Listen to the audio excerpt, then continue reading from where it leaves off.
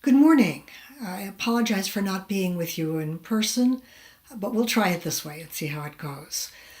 I was asked to talk about what's happened with the judicialization of the cases since the annulment of the amnesty law in 2016.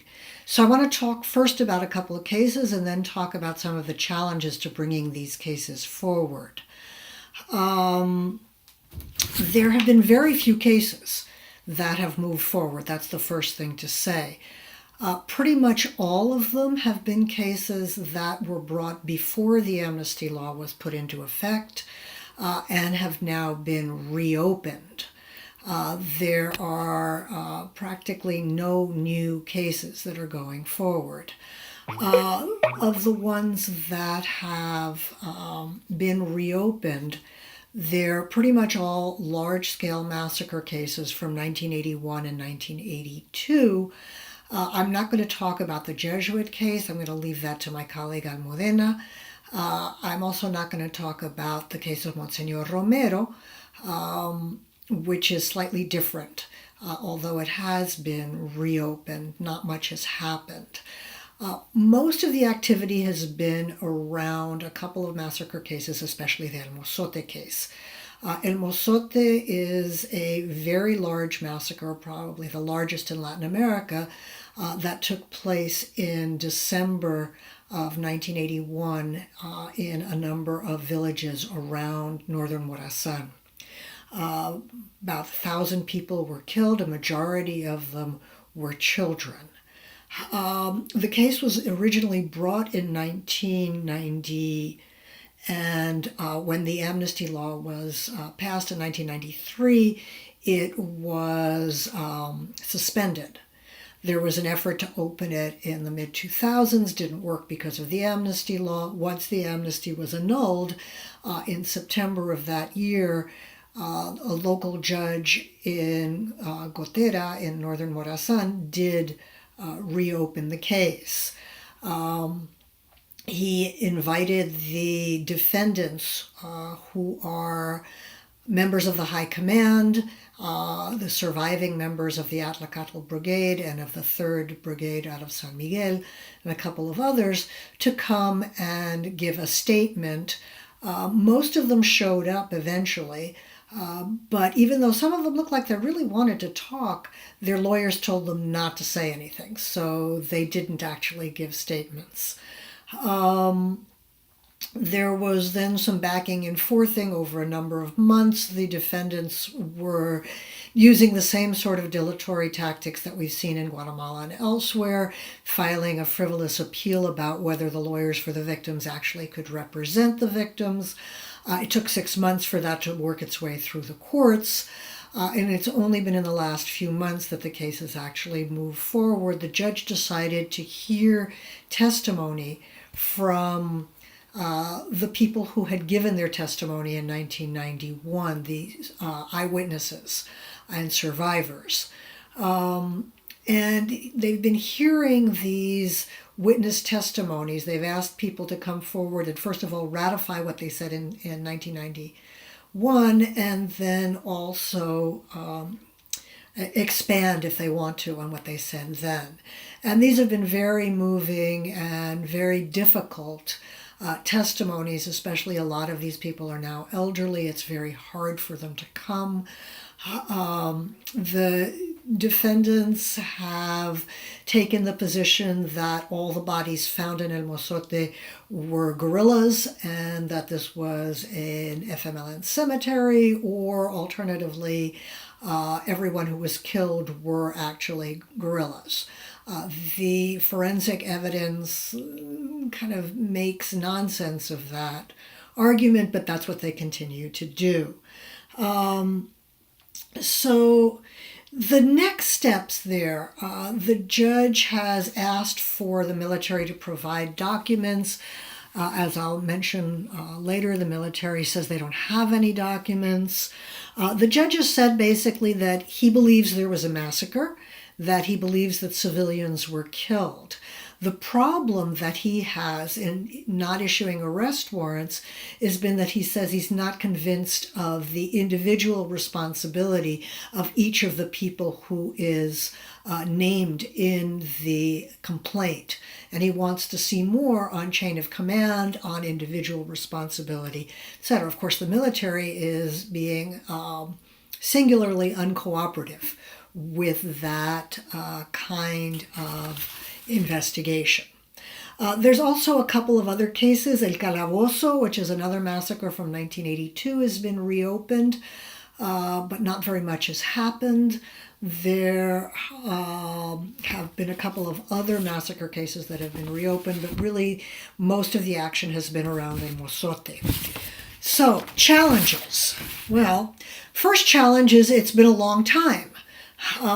These are from 1981 and 82.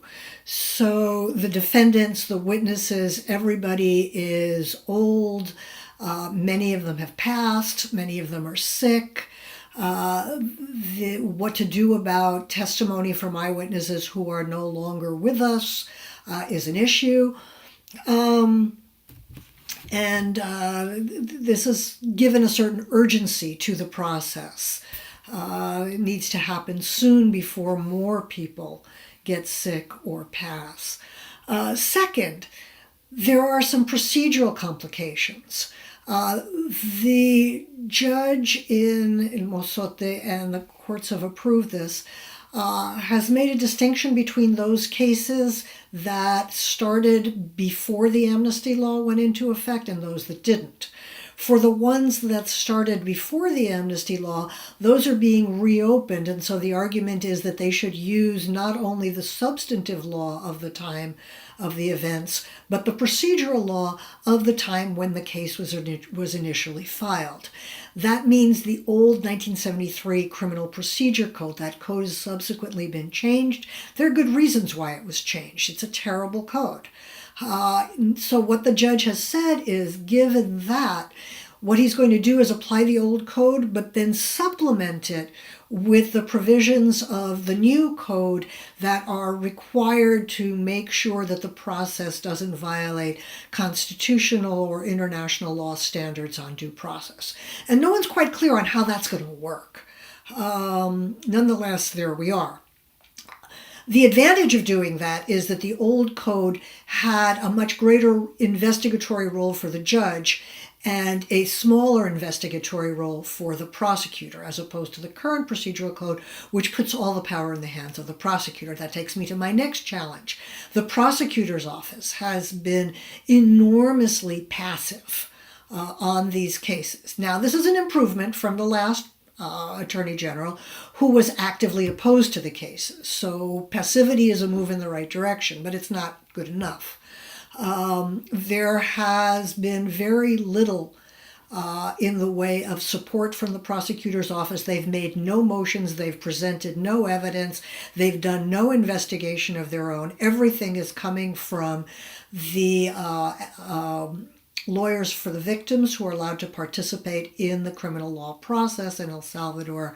And they are the ones who are asking for evidence, who are providing witnesses, etc.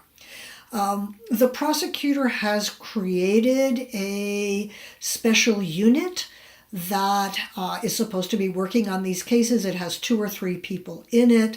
None of them are specialists in international criminal law or in complex criminal cases. And they have to date not been the driving forces. There's a worry that with the new cases, because the prosecutor's office has the much more of a role to play, that those cases will move very slowly, if at all. There's also stonewalling from the military. The military says it has no documents, everything's been destroyed, nobody believes them, but it's very hard to figure out how to move forward when they keep saying that. And finally, there are some political challenges. Unlike many other places in Latin America, here neither side in the armed conflict actually wants these cases to be tried. Now, on the part of the military and the party that supported the death squads, that's understandable. It's less understandable on the part of the FMLN, given that many of the people who supported them, are people who were caught up in some of these military actions. Nonetheless, they have not been particularly supportive of prosecutions.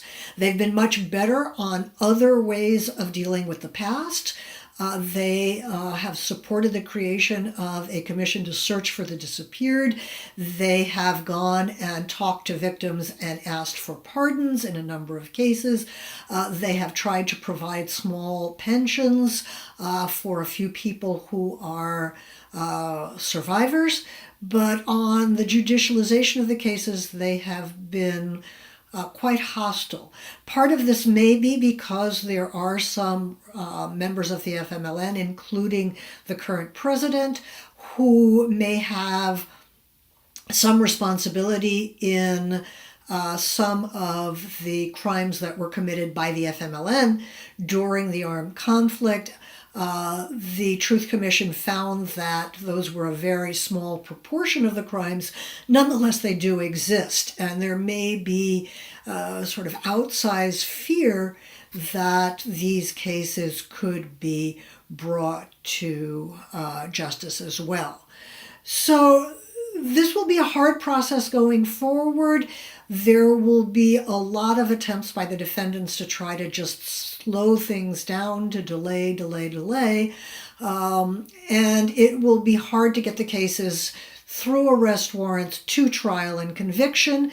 It will be really necessary to have international support as well as support within the country of a wide range of actors in order to make this happen.